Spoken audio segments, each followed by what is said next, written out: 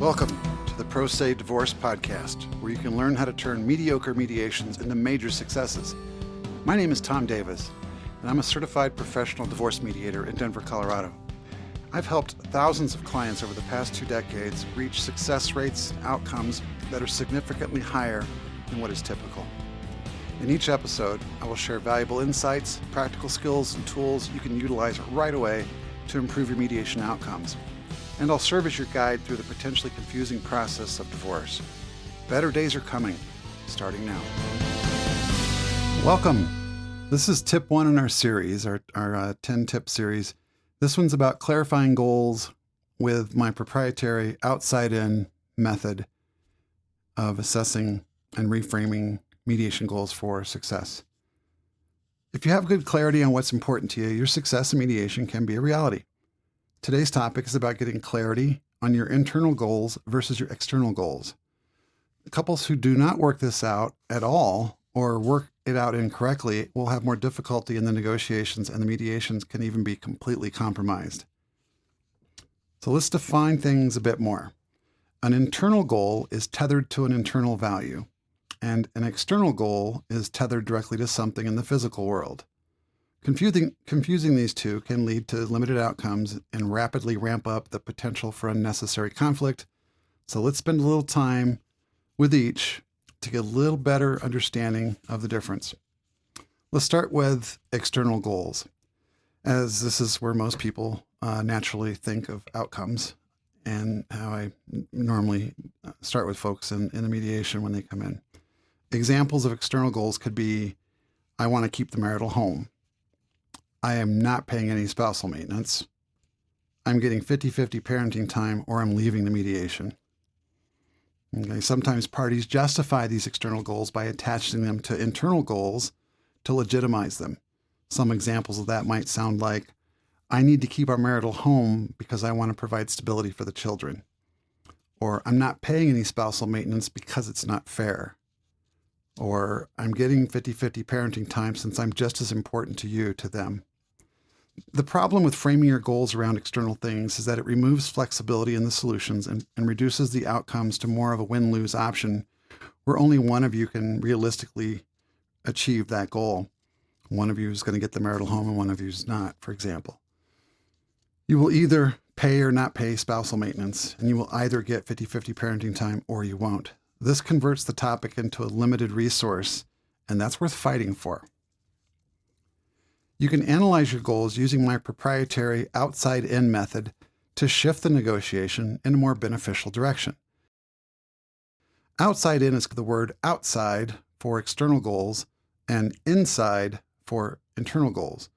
So evaluate your goals using the outside approach to see if you have a problematic external goal in your hands. O stands for ownership. Does the goal involve exclusive ownership or control over assets where only one party benefits, such as who gets the house? U is for unilateral. Does the goal favor one party's interest over the other, leading to a one-sided outcome? T is it tangible. The goal is focused on a specific physical asset or monetary amount, like the dividing of property or finances. S is the goal subjective. Is the goal attached to a personal belief or internal value or emotion, such as needing the home for the children's stability, even though there are other solutions that could also provide that stability? I is for inflexible. Is the goal rigid and offers little room for compromise, leading to a more adversarial stance? D, is it divisive? The goal creates division or conflict between the parties, making it harder to reach a mutually beneficial agreement. And E, is it exclusive? The goal is exclusive if it means that one party directly gains results at the other party's loss. So the goal of I must keep the marital home could qualify as an external goal using the outside evaluation. It is unilateral, potentially subjective, it's inflexible, potentially divisive, and potentially exclusive. External goals create win-lose positions that form quote-unquote hills that people will die on in a negotiation. All right, so now let's define what are internal goals and what they look like using the inside approach. So inside stands for I for inclusive. The goal considers the needs and interests of both parties, aiming for a solution that benefits everyone involved. N, is it negotiable? The goal is open to discussion and can be adjusted or redefined to accommodate the parties' needs. S, is it sustainable? The goal is focused on long-term well-being and stability for all involved rather than immediate or short-term interests. I, is it impartial? The goal is fair and balanced, ensuring neither party is unfairly disadvantaged. D, is it divisible? The goal allows for shared or cooperative solutions where the resources or responsibilities can be divided in a way that benefits both parties. And E, is it equitable? The goal is focused on fairness and ensuring that both parties walk away with a sense of balance and fairness.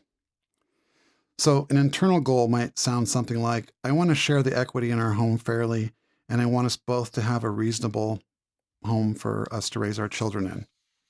This goal focuses on the ultimate outcome and less on exactly how the goal is achieved. This leaves many potential options open for discussion, and so there is no quote-unquote hill to die on. Go through everything that's important to you, write it down using this outside-in method, and make a clear distinction between what is an internal or external goal before the mediation. Try to move as many goals into the external goal model using the outside-in approach, and be really honest and critical of your goals that come up as external to see if you really are wanting to be fair. Many people will use external goals as a negotiation tactic to signal that they're not flexible and there's no other option but to give in to their demands. Make sure this isn't you if you want the most out of the mediation process.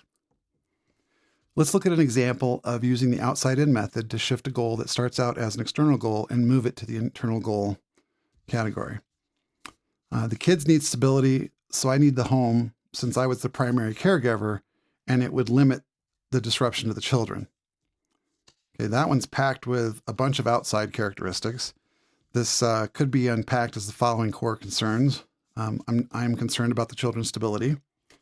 The children are used to me as the primary caregiver, and I don't want to change that. It could also mean that there is some internal thoughts that are represented there that are not actually communicated, such as, I also don't want the disruption of relocating myself, or I am largely responsible for creating this home, and I'm not eager to give it up. So if you properly identify what's really going on there and articulate them using the insight approach, you could arrive at something more like this. I accept there will be some disruption to the children's lives, but I want to minimize it and instead focus on helping them to adjust and recover to their new circumstances. Or we should establish our new normals as soon as possible so we can give the children the best stability in both homes.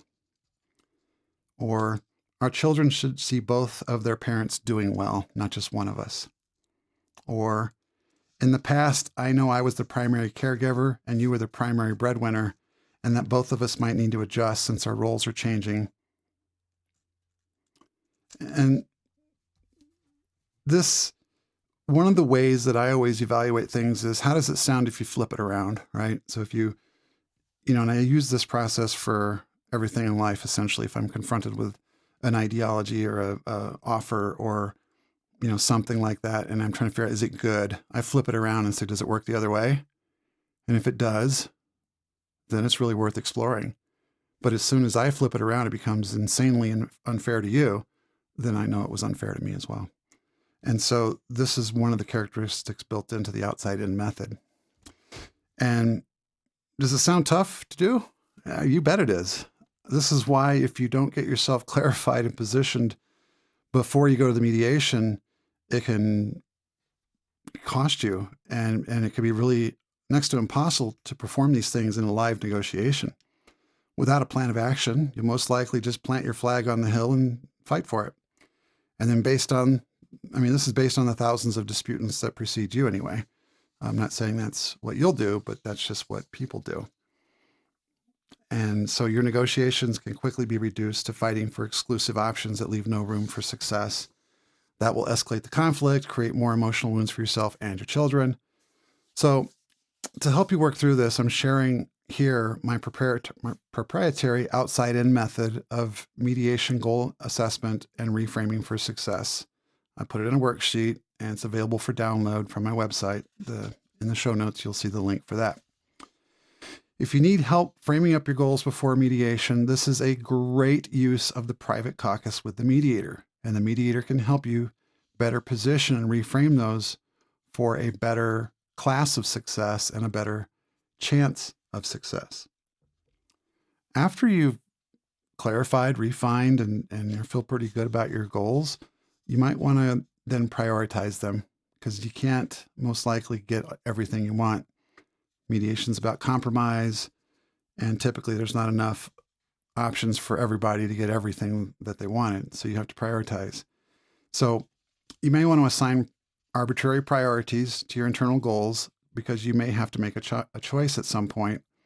If two goals can't be achieved and you got to pick one, it's good to have pre-thought out which is most important to you.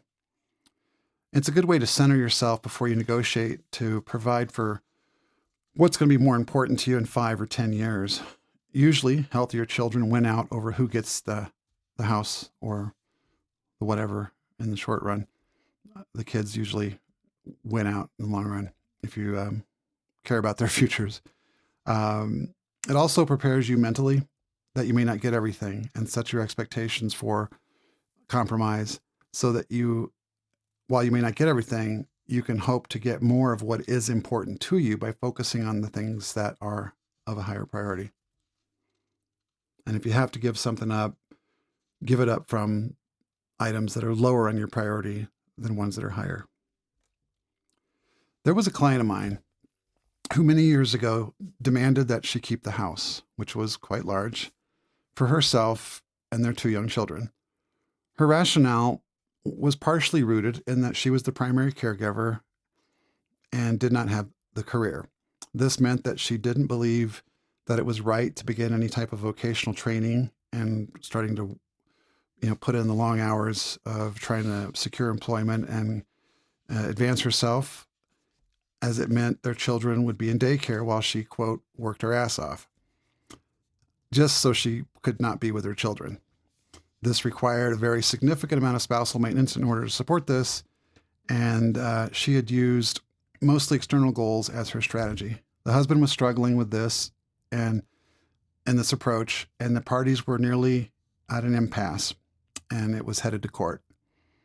So there were a number of issues with this proposal, and I asked her to try to reframe them and make them internal goals, but she was unable to do so. Again, it's really tough to do in the moment, and so I took a different approach.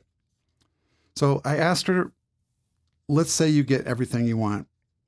Let's suppose everything you've asked for you get: the house, the maintenance, no expectation to establish a career until the kids are out of the high school. I asked how long that would be that she would need this arrangement, and she said at least 6 years.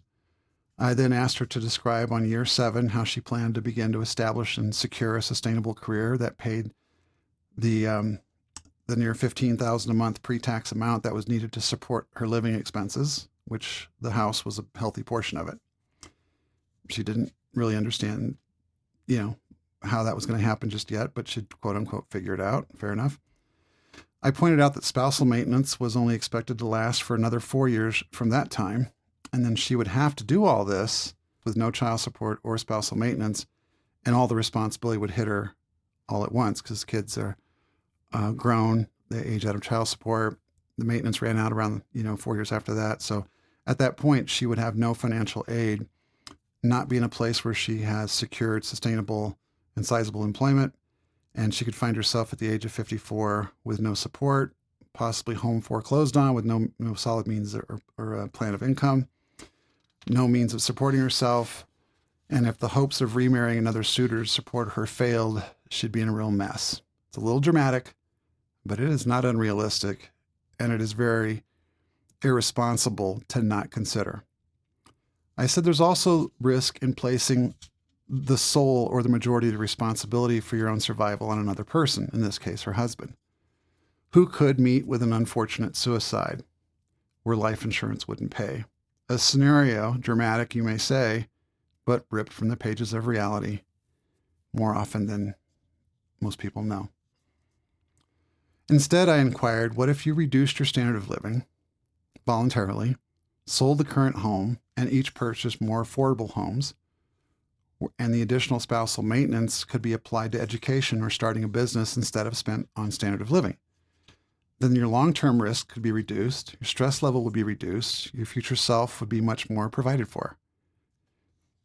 It didn't take her but a few minutes to reframe her goals in this context, and the parties settled on a way more reasonable scenario quickly after that. Now, I received a call from her somewhere about 5 years later when she called to thank me. She had started a real estate business, which offered her flexibility with the children and would benefit her in her future home upgrade ambitions. She said that she felt so much better taking more responsibility for her life under more manageable terms, and that she mostly wanted the higher maintenance and all that because she didn't understand how she was going to take care of it, and was basically, she did not have a plan, and thus she wanted this. And she said that she still found it shocking to her that she asked for all those things during the mediation and didn't really know why. Other than that, she said it just seemed expected that I should do that. She said, I'm so grateful for you helping me reframe to what was a more valuable direction and outcome. This is the power of making sure you're fighting for the right goals, and my outside-in method of mediation goals evaluation and reframing worksheet is yours to download from my website to help you evaluate and frame your goals. Analyzing those goals with the inside and outside methods can make a big difference in your outcomes and successes, and making sure you have success with the right outcomes. All right, in our next episode, we'll review pre-mediation disclosures and why you need them. By providing the mediator with valuable information prior to the mediation, you help the mediator more quickly identify areas of potential agreement, areas of conflict, and make the mediation more efficient and less expensive. Yet another way you can nudge your mediation toward costing less and being more successful. All right, thank you for your time and attention today. You are one step closer to better outcomes that will last the rest of your life. This has been Tom Davis. Thank you for joining me today. Remember to protect every accomplishment you make together, and that setbacks are just wins in the making. Stay positive. The Pro Se Divorce Podcast is a production of Family Synergy Mediation. The information in these podcasts are opinions only and should not be considered legal advice. Visit myfamilymediation.com to learn more.